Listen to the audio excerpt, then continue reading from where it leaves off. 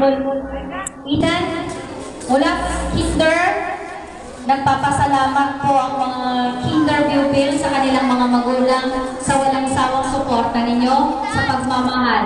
Makita-kita po tayo ha sa susunod.